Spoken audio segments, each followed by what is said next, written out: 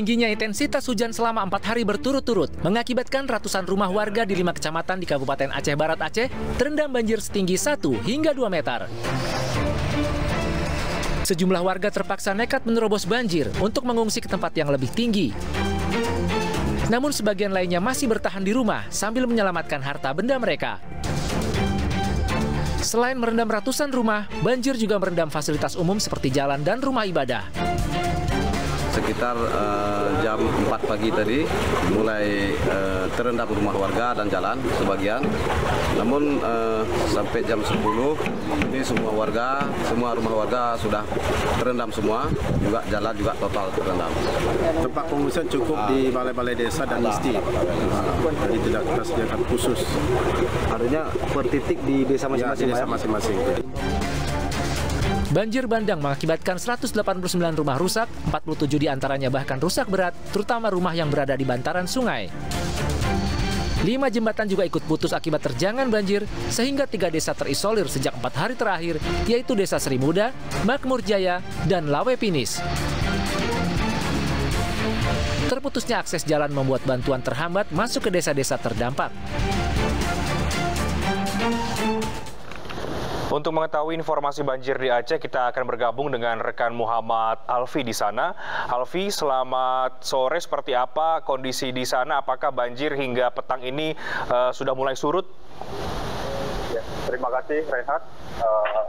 Hari ini banjir telah memasuki hari ke-7 di Kabupaten Aceh Tamiang, di mana terdapat 12 kecamatan yang terdampak banjir. Dari 12 kecamatan tersebut, pada hari ini 4 kecamatan diantaranya sudah mulai mengalami penurunan. Di mana saat ini banjir sendiri masih terjadi di 8 kecamatan lain yang ada di Aceh Tamiang, yaitu di bagian tengah dan di bagian hilir. Baik, Alfi, apa yang menjadi penyebab utama banjir ini dan seperti apa penanganan dari pemerintah terkait?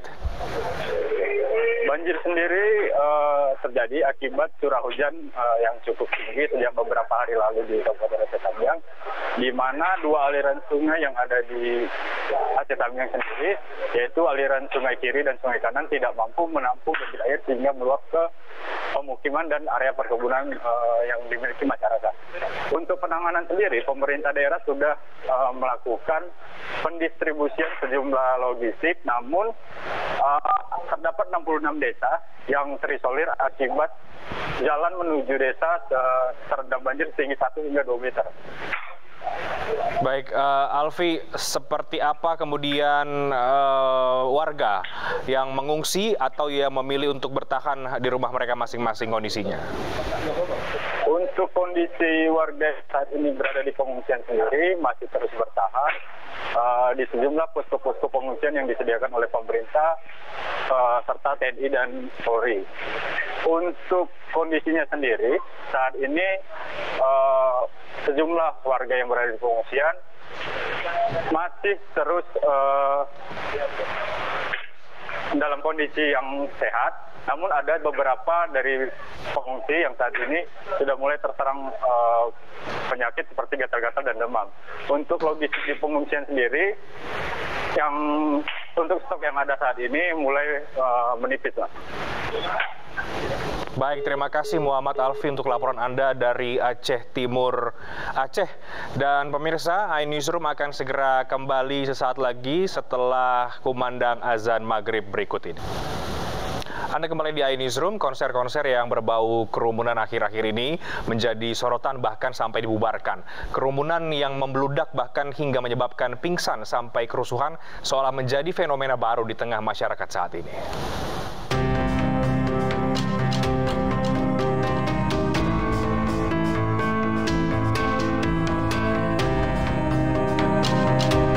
Publik tanah air akhir-akhir ini dihebohkan dengan kasus kerumunan massa yang terjadi, baik di dalam negeri maupun luar negeri. Kerumunan terutama terjadi pada saat acara-acara konser musik. 2 hari lalu, konser boyband asal Korea Selatan, NCT 127 yang digelar di ICI BSD Tangerang Selatan terpaksa dibubarkan di hari pertama konser, menyusul adanya aksi saling dorong antar penonton yang memicu kericuhan.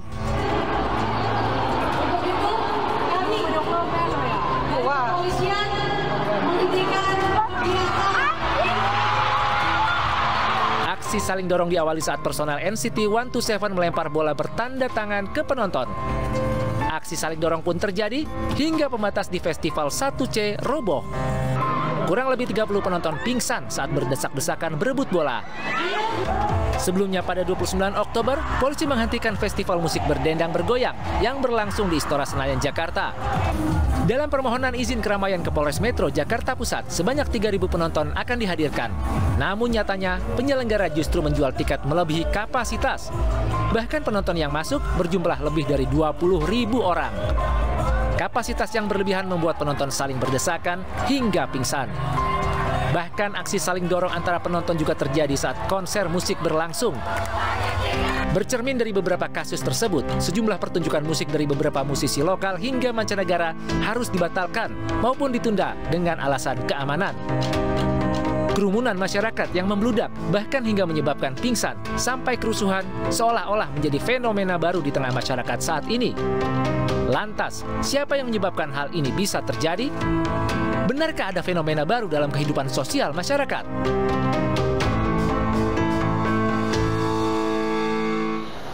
Iya, mengapa antusiasme masyarakat pada sejumlah event, terutama konser musik begitu tinggi sehingga menyebabkan kerumunan yang bahkan mengkhawatirkan?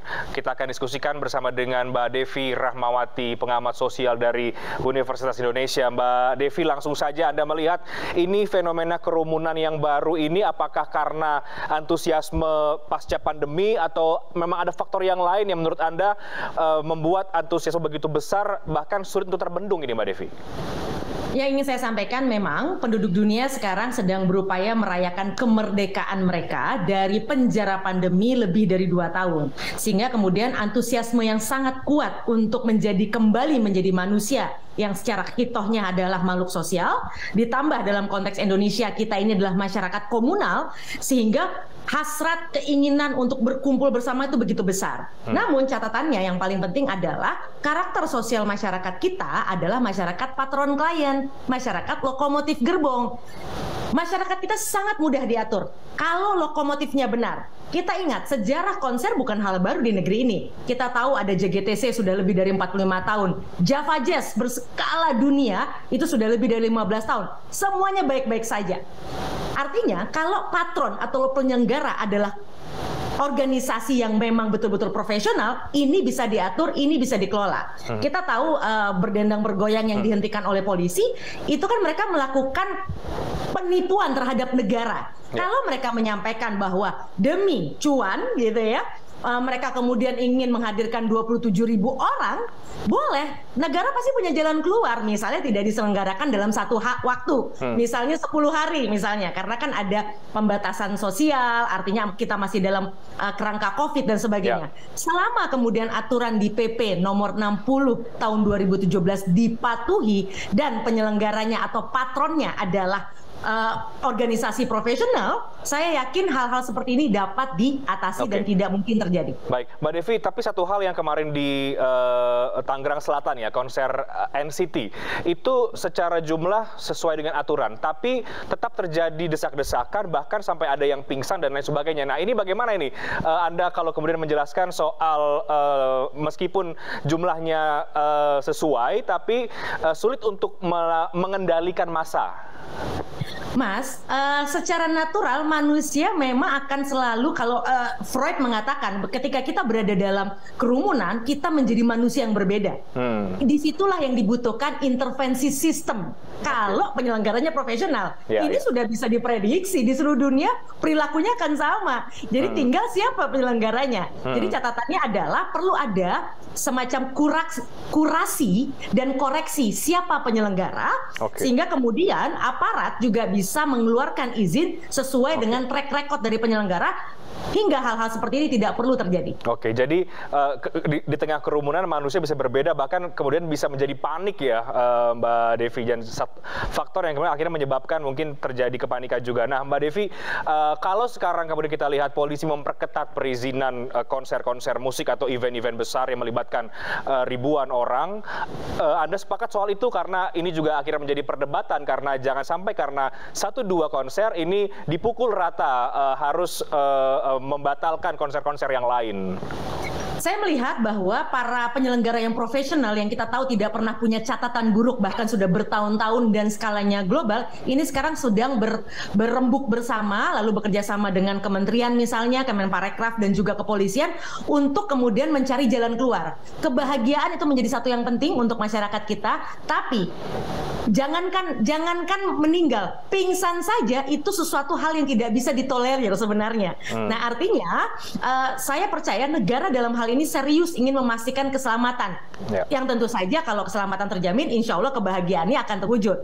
Jadi saya percaya akan ada jalan keluar yang sangat baik. Salah satunya adalah memastikan bahwa penyelenggara ini benar-benar profesional. Baik, Mbak Devi, terakhir, kalau tadi Anda katakan ini sebagai sebuah fenomena manusia di seluruh dunia tengah merayakan ya, ini sampai kapan ini, Mbak Devi? Karena tampaknya akan banyak sekali acara-acara ke depan. Apakah ini akan terus kita lihat atau ini akan ada fase di mana orang juga akan akhirnya mulai berkurang antusiasmenya? Reaksi balas dendam untuk bisa berada di kerumunan ini akan cukup panjang ya, artinya karena kan secara umum di dunia masih belum selesai nih, belum ada pernyataan bahwa dunia benar-benar terbebas dari pandemi. Jadi masih banyak sekali batasan-batasan, sehingga upaya masyarakat untuk balas dendam terhadap terpenjaraan mereka kemarin mungkin akan masih cukup panjang. Jadi disinilah tantangannya, bagaimana penyelenggara harus bisa tetap profesional, dan saya yakin banyak sekali patron-patron di Indonesia yang berhasil, tinggal kemudian mereka jujur terhadap negara. Baik, Mbak, 2 bulan ke depan pemerintah memprediksi akan ada lonjakan kasus COVID karena varian yang baru. Apa saran Anda bagi masyarakat di tengah-tengah kerumunan? Karena mungkin jadi ada yang takut dan khawatir dan lain sebagainya. Ya, insya Allah Indonesia salah satu negara yang berhasil masuk dari top 5 di dunia yang bisa mengatasi ini, dan itu semua kerja keras dari seluruh masyarakat. Saya sangat percaya secara sosial masyarakat kita sangat mudah dikelola. Tinggal pengelolanya harus bisa mengikuti tata aturan yang ada. Baik, terima kasih Mbak Devi Rahmawati untuk pandangan Anda terkait dengan fenomena massa yang begitu besar di beberapa acara ini. Terima kasih, selamat sore, sehat selalu Mbak Devi. Penyidikan tragedi Kanjuruhan memasuki babak baru setelah autopsi ulang 2 korban. Akankah ada tersangka tambahan? Jangan kemana-mana, kami akan segera kembali sesaat lagi.